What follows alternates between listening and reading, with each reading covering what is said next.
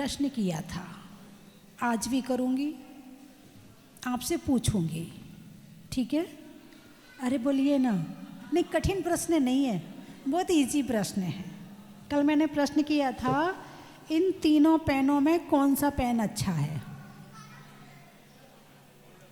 Golden वाला? अरे बोलिए ना। हाँ, बच्चे बताएंगे, बच्चे खड़े हो जाएं, छोटे बच्चे सब खड़े हो जाएं। हाँ, इन तीनों पेनों में कौन सा पेन अच्छा है?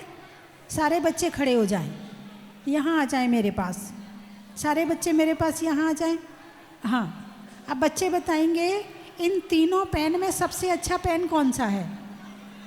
गोल्डन वाला। अच्छा, बड़े बताएंगे कौन सा पेन अच्छा है? अरे बोलिए ना, गोल्डन वाला।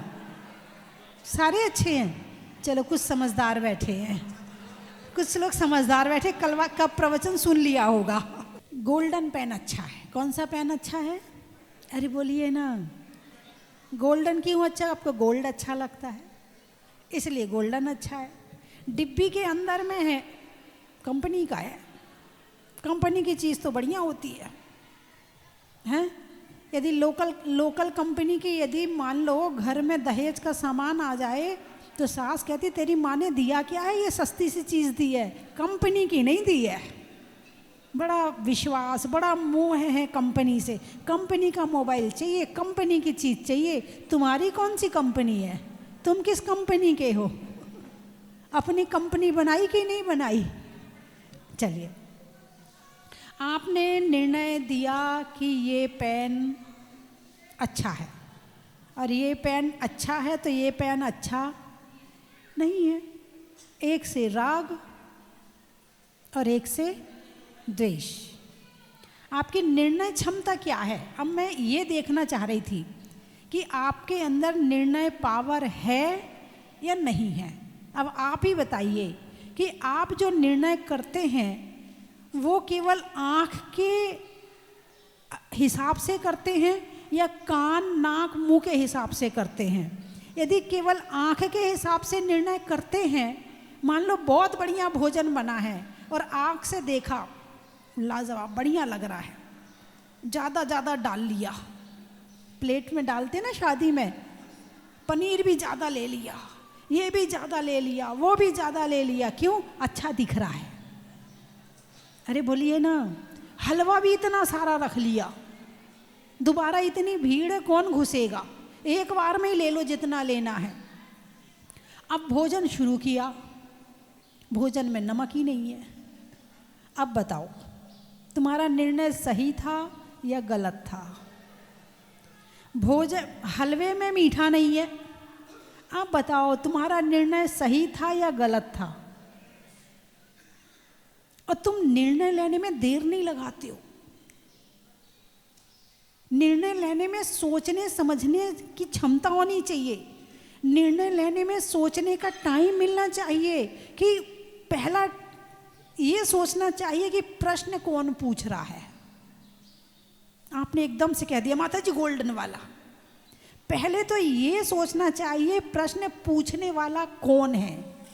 ये प्रश्न जो पूछने वाला है ये सामान्य प्रश्न तो पूछेगा नहीं, क्योंकि व्यक्ति सामान्य नहीं है, इसलिए उसका प्रश्न भी सामान्य होने वाला नहीं है। आपने सोचा ही नहीं। मैंने कहा कौन सा पेन अच्छा, आपने कहा गोल्डन पेन अच्छा। पहली बात, एक यहां आप गलत हो गए कि आपने प्रश्न पूछने वाले को नहीं पहचाना। आप प्रश्न पूछने वाले को नहीं जानते, आप प्रश्न पूछने वाले की क्वालिटी नहीं जानते। इसका मतलब आप केवल रंग जानते हो, इसके अलावा कुछ नहीं जानते हो।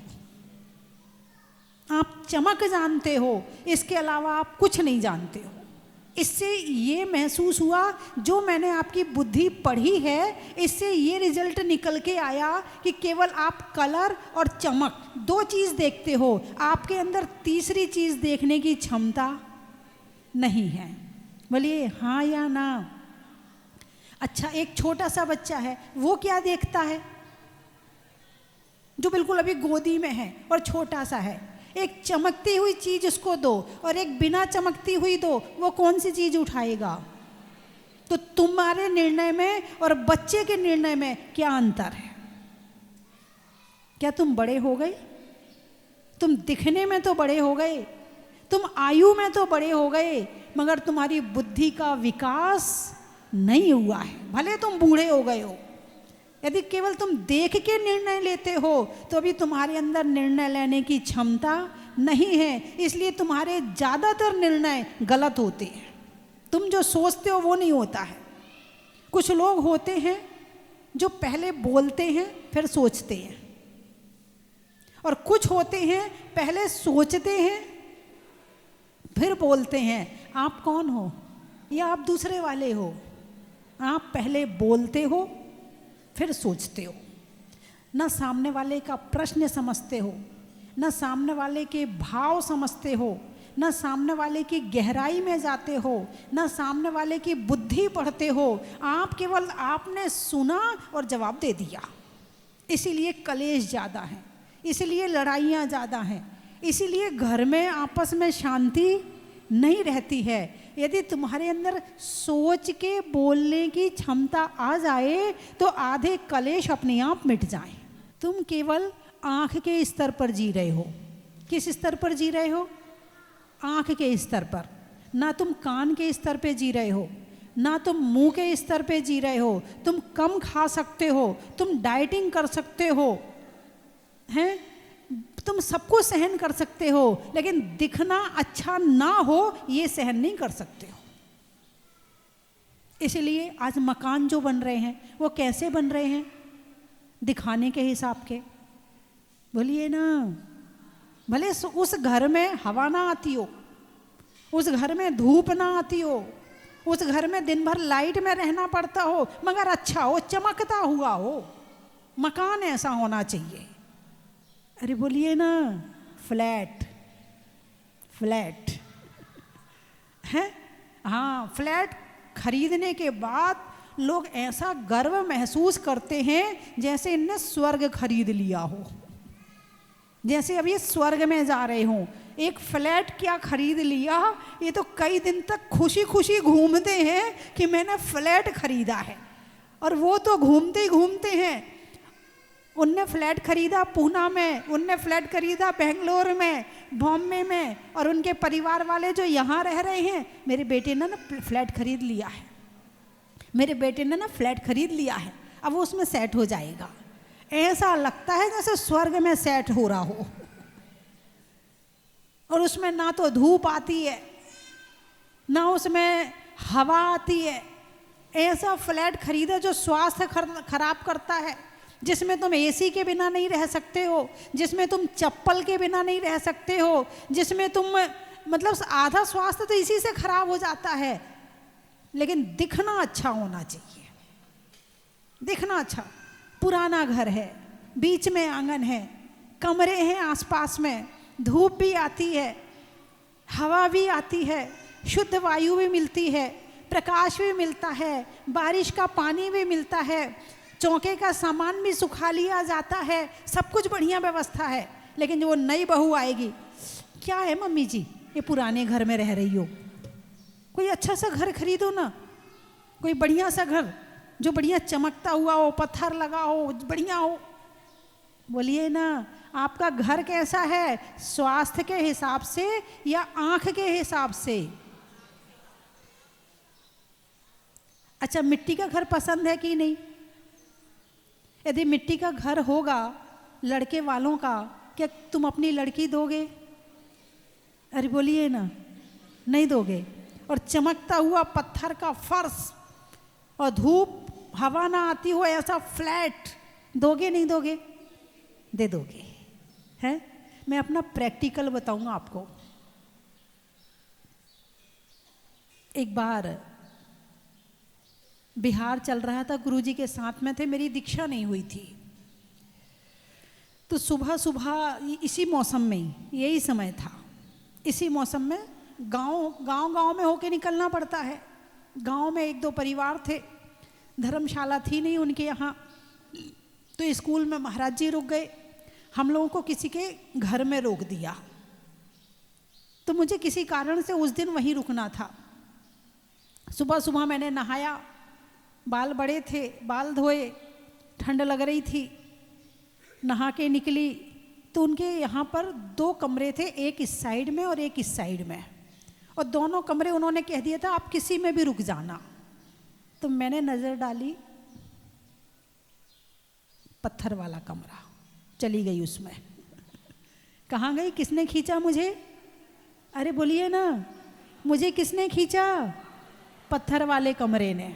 ठीक है, मैं वहाँ गई, पत्थर एकदम ठंडा, एकदम ठंडा, और उनका पूरा कमरा खाली था, कमरे में कुछ बिछाने के लिए था ही नहीं उस समय, उन्होंने पूरा कमरा खाली कर दिया था। अब ठंड लग रही थी। अब इतने में उनकी ऊपर से उनकी लड़की आई, बोले दीदी आप इस कमरे में बैठ जाओ, इस कमरे की मैं सफाई कर दूँ। सुबह सुबह का टाइम था, तो उसके कहने पर मैं मिट्टी वाले कमरे में चली गई जहाँ मिट्टी का फर्श था।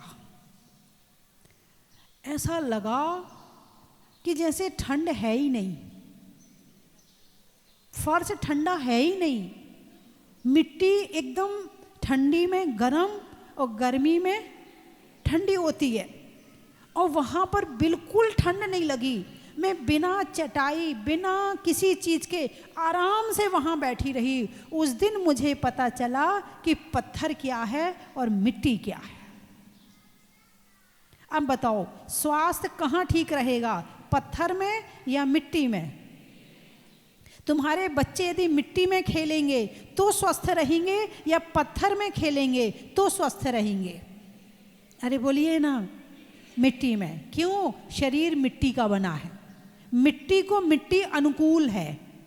क्या है? मिट्टी को मिट्टी अनुकूल है, मिट्टी को मिट्टी स्वस्थ रखती है। ये दोनों एक ही जाति की हैं, शरीर और मिट्टी दोनों एक जाति की है, और पत्थर अलग जाति का है। पत्थर में कैल्शियम होता है, तो हमारी हड्डियों में भी कैल्शियम होता है। पहले मुझे नहीं पता था पत्थर में कैल्शियम होता है।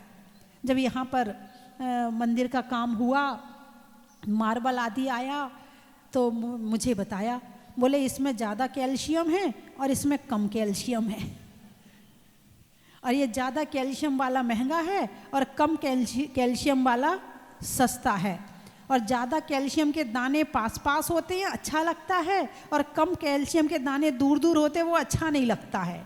ओहो, मैंने कहा ये तो हड्डी वाला मामला है। यदि पत्थर में फिसलोगे तो क्या टूटेगी, और मिट्टी में फिसलोगे टूटेगी? नहीं टूटेगी। पत्थर में पानी पड़ जाए तो फिसल जाओगे, और मिट्टी में पानी पड़ जाए तो वो सोख लेगा, तुरंत सोख लेगा, तुम्हें गिरने नहीं देगा, तुम्हारा बचाव कर देगा। बोलिए हाँ या ना? तो मकान कैसा बनवाया आपने, स्वास्थ्य के हिसाब से या आंखों के हिसाब से? बीमारियां क्यों आ रही? वो पैदा होते ही बीमार रहता है, वो छोटा सा बीमार रहता, क्यों रहता है? अरे बोलिए ना, क्योंकि तुमने तो बचपन में मिट्टी के साथ खेला है, तुम्हारे बच्चों को बचपन में मिट्टी नहीं मिली है, और मिट्टी में खेलोगे तो मजबूत रहोगे, और पत्थर में खेलोगे तो वो बात आने वाली नहीं है। वो बेचारा मोबाइल में लगा रहता है, तुम भी पकड़ मोबाइल, मैं ज़रा रोटी बना लूँ, पकड़ मोबाइल, जब देख टीवी, तू कार्टून देख ले, मैं ज़रा ये कर लूँ। उसकी आंखें खराब, उसका स्वास्थ्य खराब, उसके पाँव खराब। टीवी देखने से पाँव खराब होते कि नहीं? मोबाइल देखने से क्या खराब होता है? अरे बोलिए ना। और यदि मैं कहूँ कि मोबाइल देखने से पाँव खराब होते हैं तो आप क्या कहोगे, सही या गलत? बोलिए ना। अब आप मुझे देख रहे हो, माता जी भी उल्टी बात करती हैं। मोबाइल तो देख रहे हैं आँख से, और माता जी कह रही पाँव खराब होते हैं। अरे मैं तो कह रही आँख भी खराब होते, हाथ भी खराब होते हैं। मोबाइल देखने से पेट भी खराब होता है। पूछो क्यों? अभी एक प्रैक्टिकल बताऊंगा आपको कि एक परिवार आया, उसकी बेटी के पैर खराब थे, बेटी करीब 14-15 साल की थी, उसके पैर खराब हो गए थे, उसके पैरों की ताकत ख़त्म हो गई थी। भाई पूछा कि क्यों खराब हो गए? बोले माता जी ये मोबाइल बहुत ज़्यादा देखती है। तो मुझे भी आश्चर्य हुआ, अरे मोबाइल देखने से पैर का क्या संबंध है? बोले जब मोबाइल देखेगी तो एक जगह पड़ी रहेगी, और जब एक जगह पड़ी रहेगी तो पैर चलेंगे नहीं, और शरीर का जो अंग मेहनत ना करे वो कमज़ोर हो जाता है। बात समझ में आई कि नहीं आई? जो अंग मेहनत ना करे, आप पैदल नहीं चलती, घुटने खराब हो जाते हैं। आप पैदल नहीं चलती, कमर खराब हो जाती है। क्यों खराब हो रहे? पैरों में दर्द क्यों बढ़ रहा है? पैदल नहीं चलने की वजह से। सुन लो, आज जितना चलोगे उतने पैर सही रहेंगे, जितना हाथों से काम करोगे उतने हाथ सही रहेंगे, और जितने दिमाग से ध्यान करोगे, स्वाध्याय करोगे तो दिमाग सही रहेगा। बात समझ में आई कि नहीं आई? अब मकान तो तुम्हारा बीमारी के हिसाब से बन ही गया है,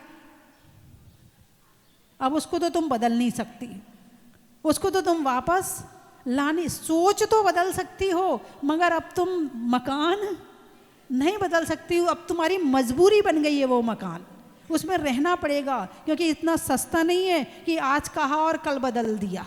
इतना सस्ता नहीं है मकान, आपकी रहना उसमें अब मजबूरी है।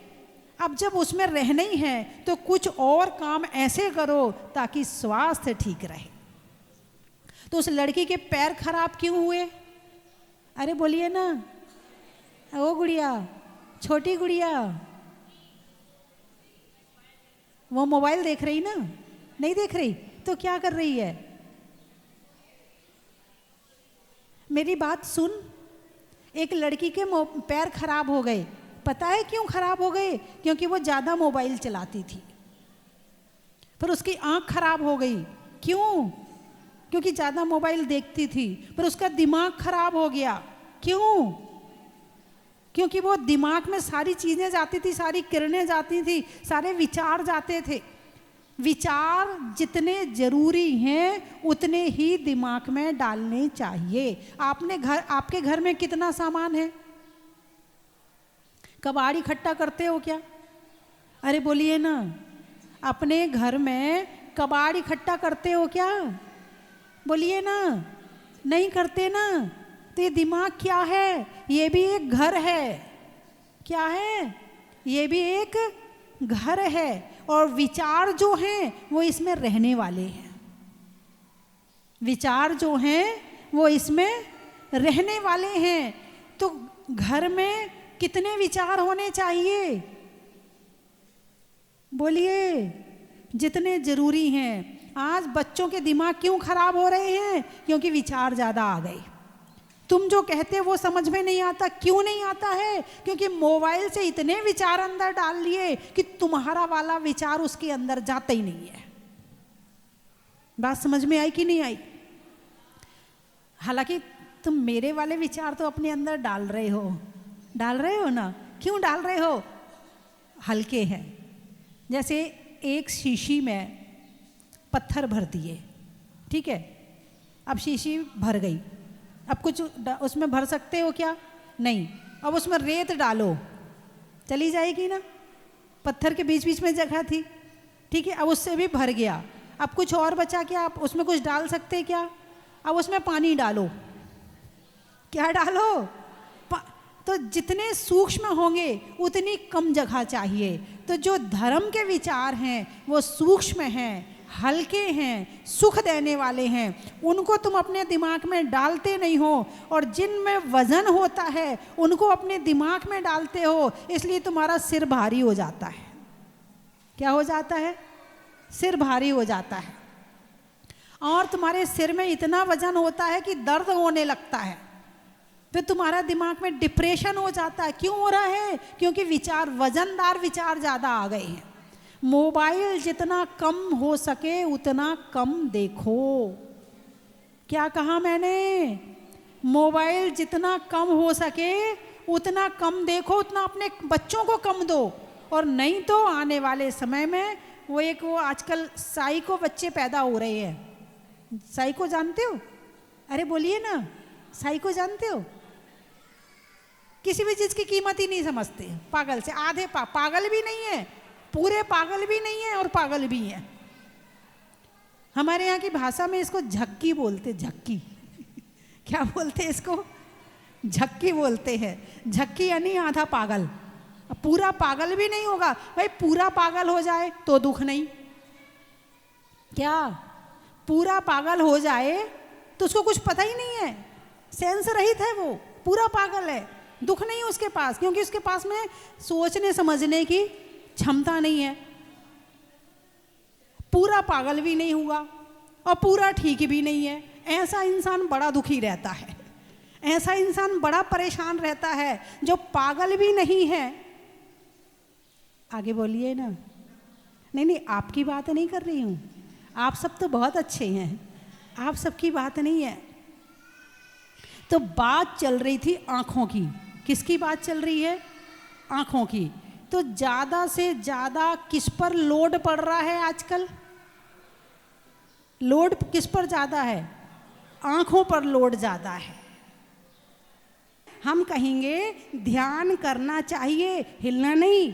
48 मिनट की सामायिक करो, ध्यान से बैठो, हिलना नहीं, स्थिर होकर। और मैं नहीं कह रही, भगवान महावीर कह रहे हैं कि एक सामायिक सबको रोज करनी चाहिए। करोगे? हिलना नहीं, कैसे कैसे हो सकता है?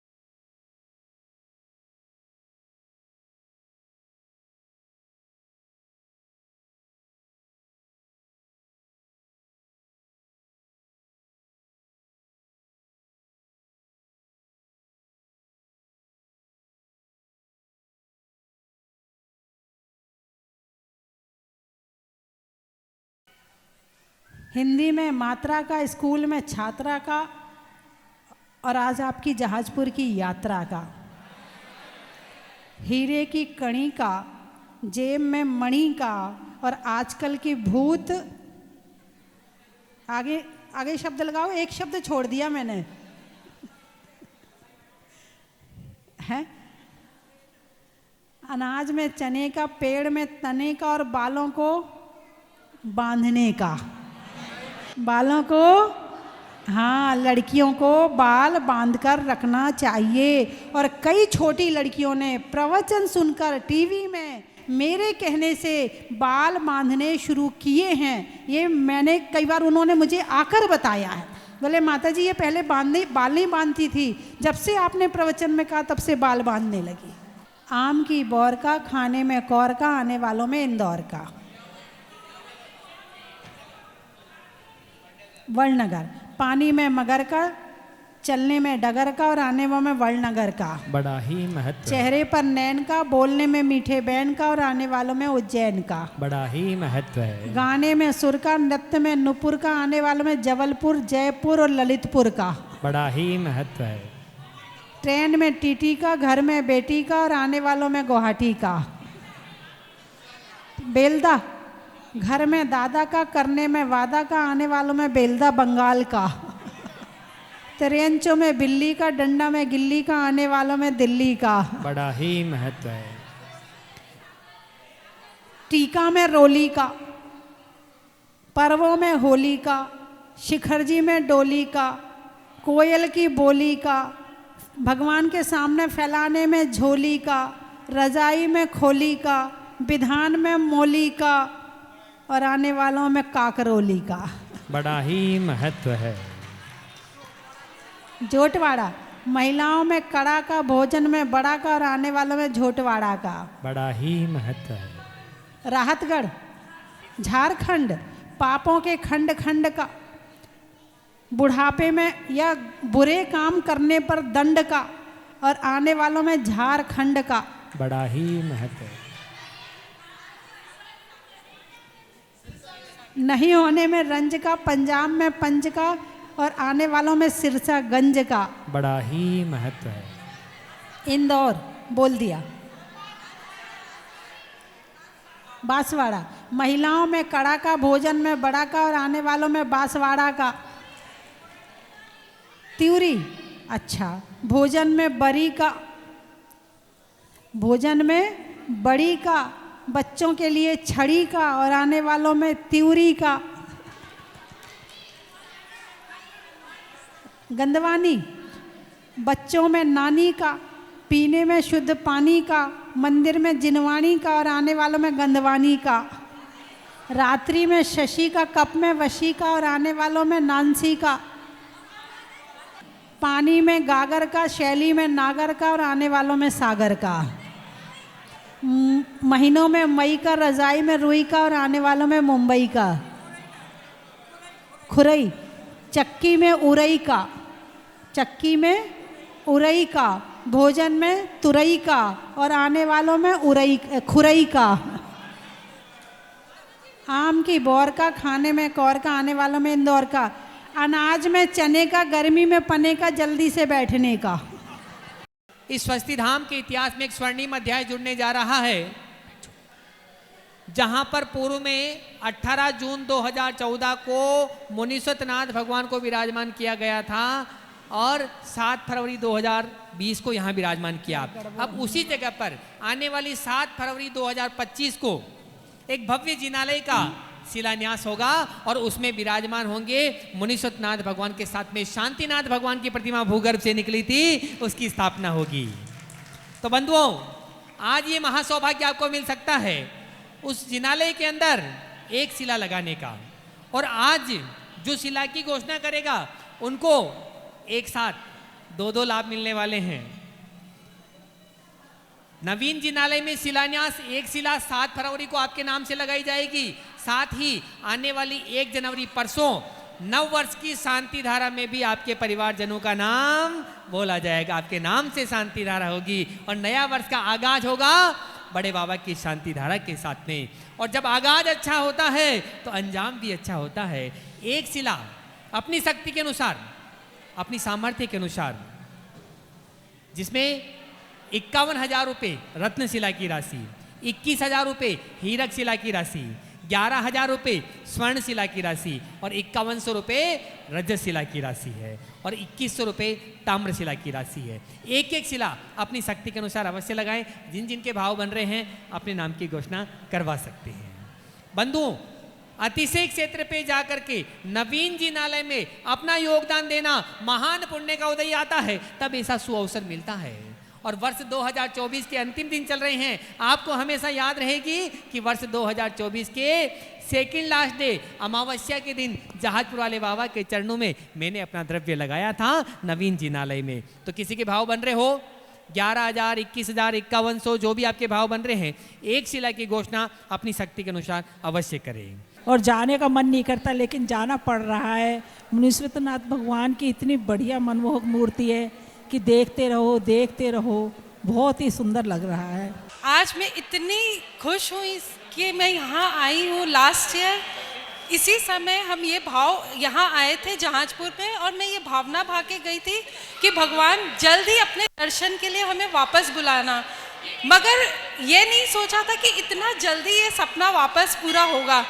लास्ट ईयर हम लोग जब आए थे तो माता जी के दर्शन नहीं हो पाए थे, और इस ईयर हमें वापस से माता जी के भी दर्शन हो गए और मुनि सुब्रतनाथ भगवान के ये अतिशय क्षेत्र के आने का सौभाग्य वापस प्राप्त हुआ। बहुत ही खुशी है हमें इस बात की। आदरणीय परम पूज्य माता जी को टीवी पर देखते थे और सुनते थे, आज साक्षात देखने और सुनने का मौका मिला। बहुत दिनों से भावना थी, मगर संयोग आज मिल पाया और आज मुनीश्वरनाथ भगवान के अभिषेक, शांति धारा, पूजन आदि करके मैं अपनी समाज के साथ आया था। हमने इस मनोहरकारी प्रतिमा को देखा और हमने अपने जिनालय में इसको मूल नायक के रूप में प्रतिस्थापित किया अप्रैल 22 में, और आज मैं दूसरी बार आया हूँ और यहाँ का बहुत चमत्कार है। लोग आनंदित होते हैं और माता जी की वाणी से जो रस झरता है वो सदैव झरता रहे। माता जी दीर्घायु हों और धर्मवात्सल की भावना को, प्रभावना को, श्रुत वाणी को जन जन तक पहुँचाएँ। नए वर्ष 2025 पर एक नया उपहार। अब आपके मन में ये जिज्ञासा उठी होगी कि ये नया उपहार क्या है।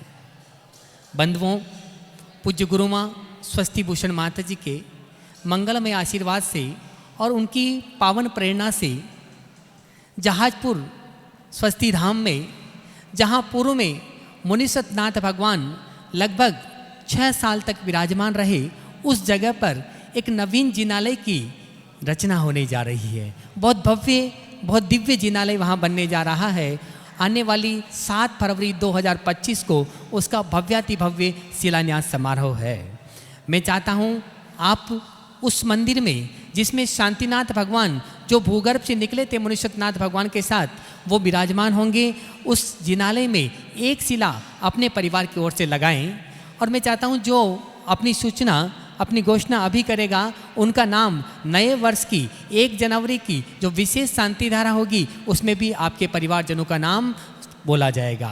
इसके लिए रत्नशिला 51,000 रुपये, हीरक शिला 21,000 रुपये, स्वर्ण शिला की राशि 11,000 रुपये और रजत शिला की राशि 5100 रुपये हैं। एक शिला अपने परिवार की ओर से अपनी शक्ति और सामर्थ्य के अनुसार अवश्य लगाएं और वर्ष 2025 की शांति धारा में अपने परिवार का नाम दर्ज करवाएं। आगाज करें वर्ष 2025 का। आप सभी को आने वाले नव वर्ष की बहुत शुभकामनाएं।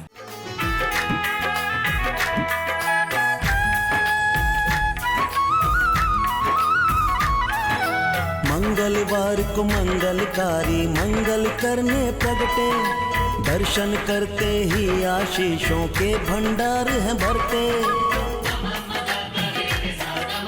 मंगलवार को मंगलकारी मंगल करने प्रगटे, दर्शन करते ही आशीषों के भंडार हैं भरते।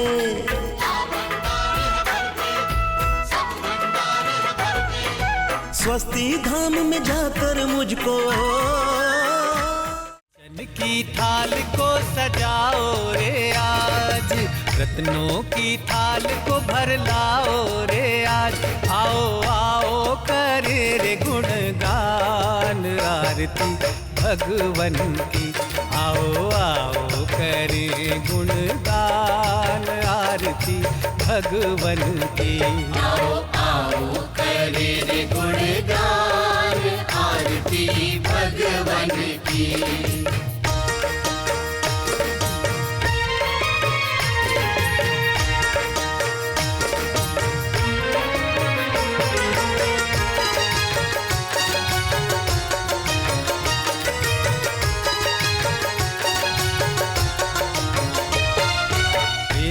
सुमित्र के राज दुलारे, माँ पद्मा जी के नैनों के तारे। पिता सुमित्र